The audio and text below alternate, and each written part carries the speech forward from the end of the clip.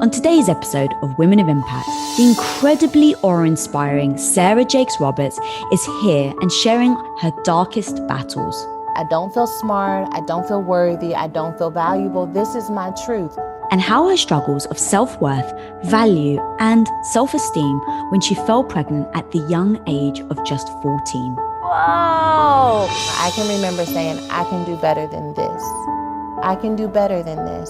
As a very public daughter of the famous pioneer, Bishop T.D. Jakes, she talks about everything from overcoming shame, judgment, self-betrayal, and toxic relationships.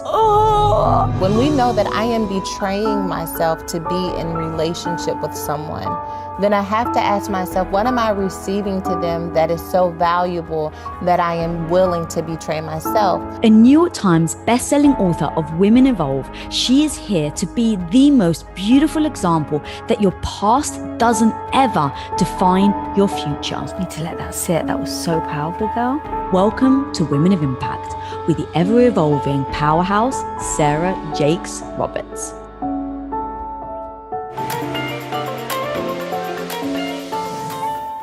Welcome to the show, Sarah. Oh, thank you for having me. I am so excited. Oh my God, me too. I've read your book. It is freaking amazing. I have pulled out so many wonderful things for us to talk about. But to me, I think the very first place that I want to start, which is a very bold statement that I heard you say, is about self-worth, and that you believe that this is actually the biggest challenge you think that women face today. For sure. So I actually want to start there. What does self-worth actually mean to you?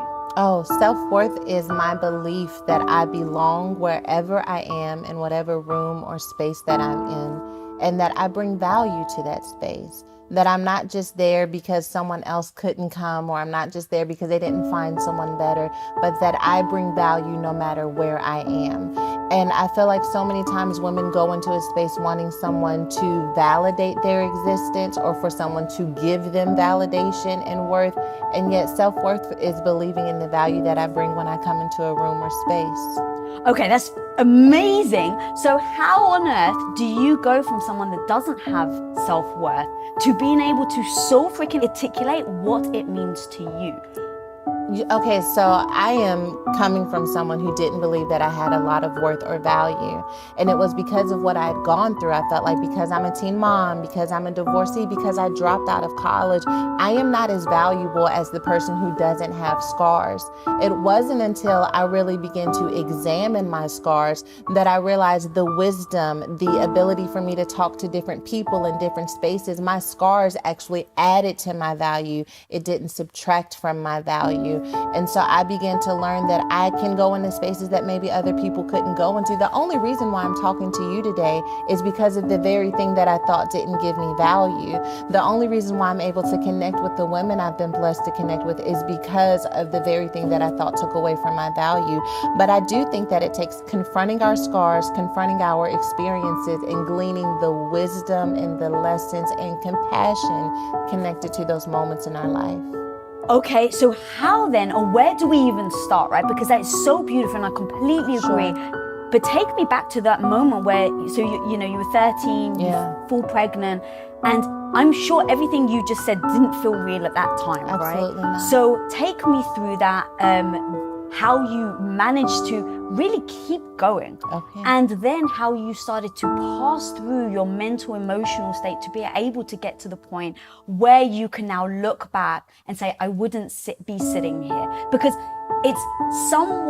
it's beautiful to say things Sure. in hindsight, right? But right now I think about that one person, that is struggling just how you were.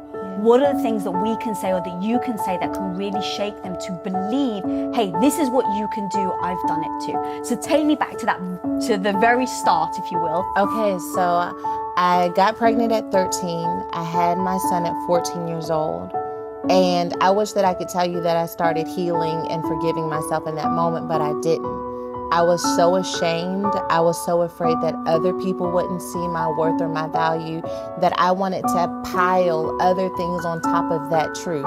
So my truth was that I got pregnant as a teenager, but I wanted my truth to also be that I graduated high school early, that I got the marriage, that I had the white picket fence, because I felt like if I add some good truth, then maybe the truth that stings won't sting as badly. What I learned is that it still stung.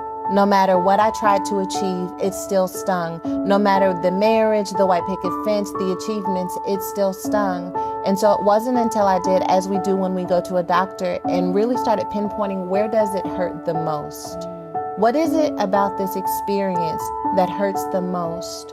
What are the thoughts connected to what happened in your life that are now becoming a part of your actions and your self-worth?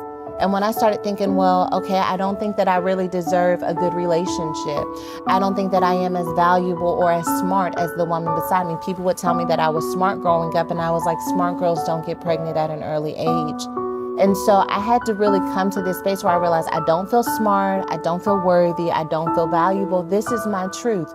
And as painful as that was to say, it was also liberating, because I took the whisper that was haunting me and taunting me throughout my life and finally gave it a voice. And when I finally gave it a voice, I had to ask myself, now, do you want to think like this, act like this, and believe like this for the rest of your life? Who would you be if you did not believe this? Who would you be if you felt like, you know what, there's nothing I can do to change it, but what do I want to do with what I have leftovers? Everything we're going to do in our life is going to happen with leftovers. Our dream, our ambition, our purpose is beautiful, but you know the ingredients, our leftovers. And so whether your leftover is you're a widow, or you're a single mother, or you dropped out of school, when you look at your leftovers, you get to say, what meal do I want to create with what I have left? And am I willing to do the work to put it together? Whoa! I'd never heard it be said like that before. That really hit me. The leftovers. Wow, girl. Oh, girl, all the power is in the leftovers. Anyone who we've ever admired, if we really listen at their story and choose to not be blinded by their achievements, then we will hear that everything happened with their leftovers. That they said, well, this is what I have left. And so I took it and I decided to start the business in my garage. Or I took it and I decided to write the book with my computer. The leftovers are where all the glory is. Woo! I've never heard it. That was so fire. The leftovers, that's so empowering, because in those moments where you're struggling and you're judging the leftovers, where you want to get rid of the leftovers, you want to hide the leftovers, you want to trash it. It's the reframe. I'm such a fan of perspective is everything, right? It's if you think something is bad, then you will act in accordance. If you think something is beautiful, then you will act in accordance. So reframing the leftovers is amazing.